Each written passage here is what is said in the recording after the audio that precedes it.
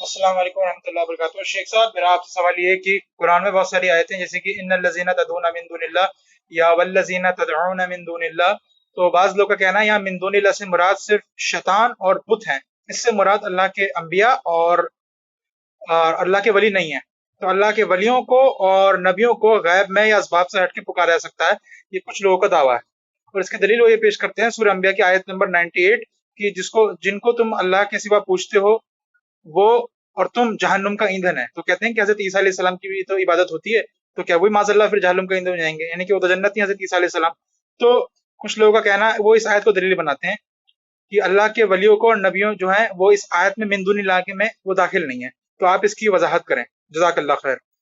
یہ ہمارے ایک بھائی صاحب ہیں، ان کا کہنا ہے کہ کچھ لوگ قرآن کی یہ آیت جس میں اللہ تعالیٰ فرماتا ہے انکم وما تعبدون من دون اللہ حسب جہنم انتم لہا واردون، تو یہ اور جیسی جو آیتیں ہیں کہتے ہیں کہ دیکھیں یہاں پہ جو مراد ہے وہ اصنام ہے، بت وغیرہ مراد ہے، کیونکہ یہ کہا گیا ہے کہ یہ جہنم میں جائیں گے۔ اور اگر کوئی اللہ کے ولیوں کو پکارتا ہے تو دیکھیے جیسے کوئی نبی کو پکارتا ہے تو ایسا نہیں ہو سکتا کہ نبی بھی جہنم میں جائیں۔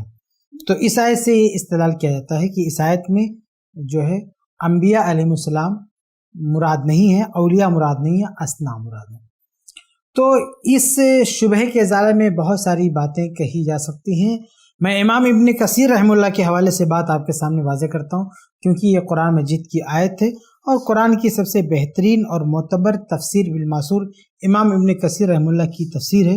اس تفسیر میں امام ابن کثیر رحمہ اللہ نے یہ وضاحت کی ہے کہ اس میں جو یہ کہا گیا ہے کہ تم اور جن کی تم عبادت کرتے ہو سب کے سب جہنم کے ایندھن بنیں گے، تو یہ کہنے کے بعد آگے اللہ رب العالمین نے ایکسیپشن کا ذکر کیا ہے، استثناء کا ذکر کیا ہے۔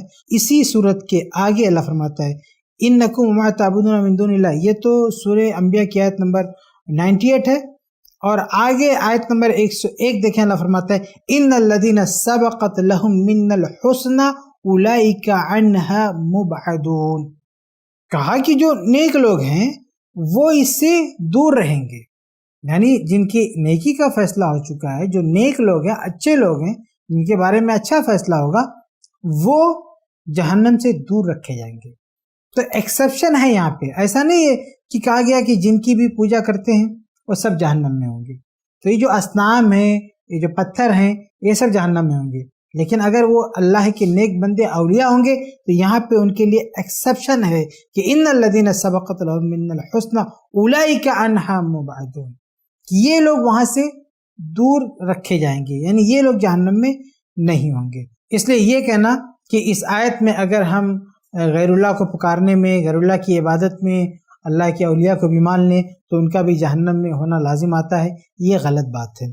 بلکہ امام ابن کثیر رحمہ اللہ نے ایک روایت نقل فرمائی ہے عبداللہ ابن عباس رضی اللہ عنہ کی روایت سے، تفسیر سے، کہ جب یہ آیت نازل ہوئی انکم وما تعبدون، جب یہ ایک آیت نازل ہوئی تو اللہ کے نبی صلی اللہ علیہ وسلم کے سامنے بھی کسی نے یہی اعتراض کیا، کہا کہ یہ دیکھو یہ تو بہت بڑے بڑے لوگوں کو جہنم میں بتایا جا رہا ہے۔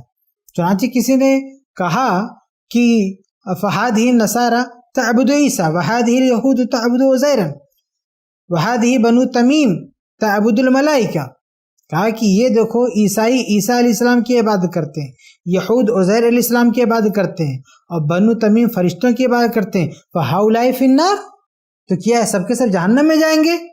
فانزل اللہ تعالی، تو اس کے بعد اللہ تعالیٰ نے یہ نازل کیا ان الذین سبقت لهم من الحسنى اولئک عنہا مبعدون، یہ امام طحاوی رحمہ اللہ نے نقل فرمایا ہے اور بہت سارے محدثین نے اس کو نقل فرمایا ہے۔ شیخ البانی رحمہ اللہ نے بھی اس کو صحیح السیرہ میں درج فرمایا ہے۔ تو یہ روایت ہے، اس روایت میں دیکھیں باقاعدہ شان نزول بیان فرما دیا گیا کہ جب یہ آیت نازل ہوئی تو اسی موقع سے کچھ لوگوں کو یہ اشکال ہوا کہ عیسیٰ علیہ السلام کی بھی عبادت ہو رہی ہے، عزیر علیہ السلام کی بھی عبادت ہو رہی ہے، فرشتوں کی عبادت ہو رہی ہے، تو کیا یہ سب کے سب جہنم میں ڈالے جائیں گے؟